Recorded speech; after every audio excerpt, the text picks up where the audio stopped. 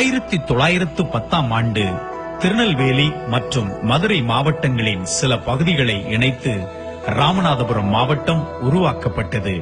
அதற்கு பிறகு மாறி மாறி வந்த குறுநில மன்னர்களிடம் இருந்து 1795 ஆங்கிலேயர்கள் இம்மாவட்டத்தை கைப்பற்றினார்கள்.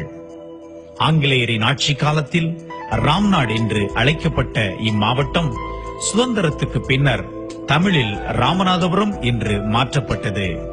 1985 ஆண்டு மார்ச் மாதம் 5ஆம் தேதி விருதுநகர், சிவகங்கை, ராமநாதபுரம் என 3 மாவட்டங்களாக பிரிக்கப்பட்டது. கிழக்கிலும் தெற்கிலும் வங்காள விரிகுடா, மேற்கில் தூத்துக்குடி, விருதுநகர் மாவட்டங்கள், வடக்கில் சிவகங்கை மாவட்டம் இம்மாவட்டத்தின் எல்லைகளாக உள்ளது. இந்த மாவட்டத்தின் மொத்த பரப்பளவு 4175 சதுர கிலோமீட்டர் ஆகும். மாவட்டத்தின் மொத்த மக்கள் தொகை 14,57,000 ஆகும்.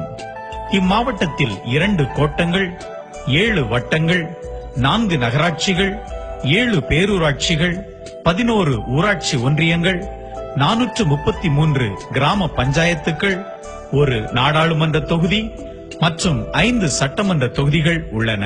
மேலை நாட்டு மிஷனரியான ஸ்வாட்ஸ் ஐயர் அவர்கள் கிபி 1785 ஆண்டு ராமநாதபுரத்தில் மிகப்பெரிய பள்ளிக்கூடம் ஒன்றை ஆரம்பித்தார். அதுதான் இன்று ஸ்வாட்ஸ் மேல்நிலை பள்ளியாக திகழ்கிறது.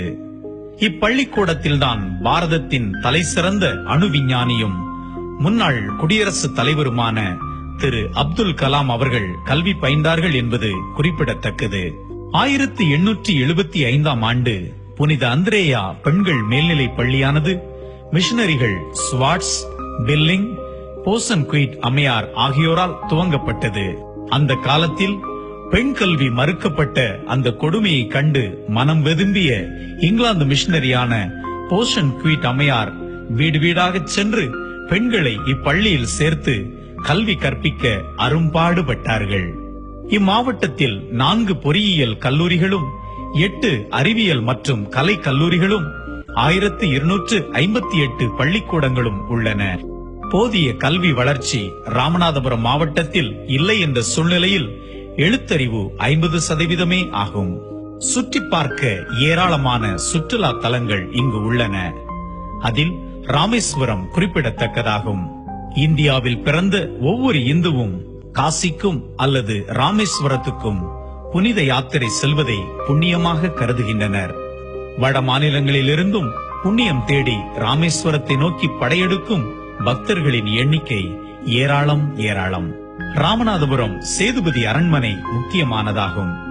பாண்டியர், சோழர்களுக்கு பிறகு ராமேஸ்வரத்தையும் அதை ஒட்டிய கடற்கரை பகுதிகளையும் பகைவர்களிடமிருந்து பாதுகாத்த பெருமை சேதுபதிகளையே சேரும். இந்த அரண்மனையில் காண்போரை மகிழ வைக்கும் வண்ண ஓவியங்கள், வரலாற்று சின்னங்கள், அவர்கள் பயன்படுத்திய ஆயுதங்கள், அழகான கட்டிடக் கலைகள் மற்றும் பல செய்திகளை கூட நமக்கு விவரிக்கிறது. ஏர்வாடியில் அமைந்துள்ள தர்கா மனநிலை பாதிக்கப்பட்டோரின் சிகிச்சை மையமாக உள்ளது.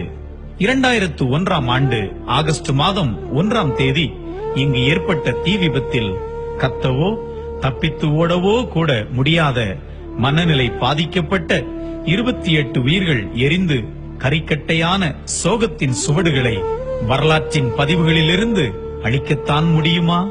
இந்தியாவிலேயே கடல் வழியாக கட்டப்பட்ட மிக நீளமான பாலம் அன்னை இந்திரா பாம்பன் பாலமாகும். அன்னை இந்திரா காந்தியால் கட்டப்பட்ட இப்பாலத்தை திறந்து வைத்தவர் அவரது புதல்வர் முன்னாள் பிரதமர் திரு ராஜீவ் காந்தி ஆவார். இப்பாலம் தான் ராமநாதபுரத்துடன் ராமேஸ்வரத்தை இணைக்கிறது. கடலின் மேல் 2.25 கிலோமீட்டர் தூரத்துக்கு கட்டப்பட்டிருக்கும் இப்பாலம் மட்டும் இல்லையெனில் பல தீவு கூட்டங்கள் தனித்து விடப்பட்டிருக்கும். இந்த பாலத்துக்கு அருகில் ரயில்கள் செல்வதற்கென்று 1914 ஆண்டில் ஆங்கிலேயர்களால் கட்டப்பட்ட ரயில் பாலம் உள்ளது. ரயில் செல்லும் நேரத்தில் ஒட்டிக்கொண்டிருக்கும் இப்பாலம் கப்பல் செல்லும் நேரங்களில் திறந்து வழிவிடுவது கண்கொள்ளா காட்சியாகும்.